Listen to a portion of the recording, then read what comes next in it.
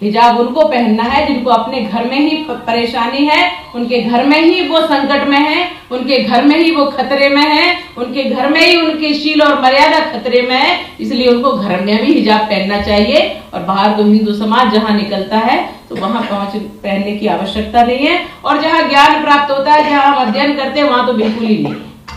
इसलिए आज हम जिस कार्यक्रम में उपस्थित हैं वो अपने को अखंड हिंदू मान करके चलें, हम खंडितों की बात नहीं। एक और इशू है, बीजेपी की एमपी है साध्वी प्रज्ञा, इनका कहना ये है कि हिजाब को लेकर के इन्होंने कहा है कि बाहर हिजाब पहनने की जरूरत नहीं है, बहुत सुरक्षा अब देखिए अब देखिए उनके ऊपर जो है मालेगांव बम ब्लास्ट का केस चल रहा है। उन्होंने एक ऐसे देशभक्त को जिसने पाकिस्तान से आए हुए टेररिस्ट से मुकाबला करते हुए अपनी जान की अजीम कुर्बानी दी, हेमंत करकरे के बारे में उन्होंने उसका नाब शनाब उनके बारे में बोला।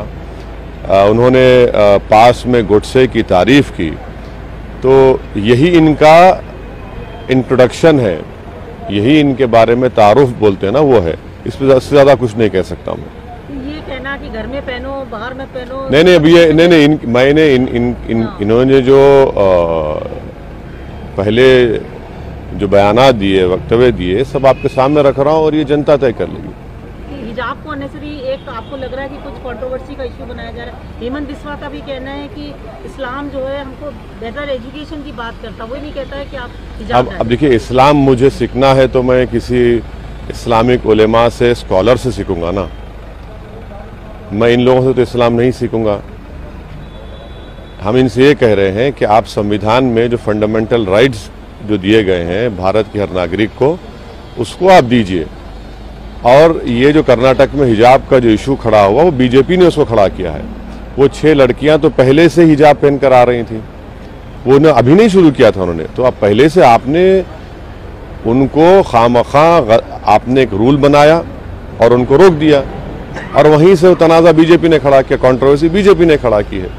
और अगर वो कोई लड़की अगर हिजाब या निकाब या दुपट्टा या जीन्स पैंट पहनती है तो इससे इन लोगों को तकलीफ क्यों हो रही है? तकलीफ आपको क्यों हो रही है? इससे आपको किसी को हार्म हो रहा है? भाई सर पर अगर कोई पहन रहा है तो इस पर हार्म तो नहीं होना चाहिए ना। और वो कहाँ जा रही हैं? वो एक ऐसी जगह जा रहे हैं जहाँ पर शिक्षा हासिल करने के लिए जा रही हैं, ताकतवर बनने के लिए जा रही हैं। तो आप उनको रोक रहे हैं। तो इससे नरेंद्र मोदी देश के प्रधानमंत्री का स्टेटमेंट एक खोखला साबित होता है, जब वो कह रहे हैं कि उत्तर प्रदेश में हमको मुस्लिम महिलाओं ने वोट दिया। अरे भाई, हिमाचल में आपकी सरकार है, वहाँ पर आपने कानून बना दिया। मध्य प्रदेश में आपकी बीजेपी की सरकार है, वहाँ पर कानून बना दिया। कर्नाटक में आपकी सरकार है। तो आप मुस्लिम महिलाओं को उनकी सुरक्षा छोड़िए, उनको तो आप एम्पावर भी करना नहीं चाह रहे, उनको तालीम के जेवर से आरास्ता नहीं देखना चाह रहे हैं। तो ये असल बीजेपी का चेहरा है जो देश देख रहा है। साध्वी प्रज्ञा हो या हेमंत बिस्वा हो, जो एक खुद इस तरीके की बात करना कहीं ना कहीं, वो तो बीइंग अ वुमन अगर इस तरीके की बात करते हो आपको नहीं, मैंने उनके बारे में जो कहना था कह दिया मैडम। आप हेमंत बिस्वा अगर हेमंत बिस्वा अगर ऐसा कह रहे हैं वो वो तो आसाम के मुख्यमंत्री हैं, वो तो बहुत कुछ उन्होंने बोल दिया है सबके बारे में। और उनको ये समझना चाहिए कि भारत का मुसलमान जो है वो इंडिजीनियस है। वो तो वो समझ नहीं पा रहे हैं, बस बके जा रहे हैं और क्या कर सकते हैं। अब 2 फेजेस का चुनाव हो चुका, 5 का बचा अभी जाना है। अब आप कैसे देखते हैं? बहुत लास्ट सवाल है।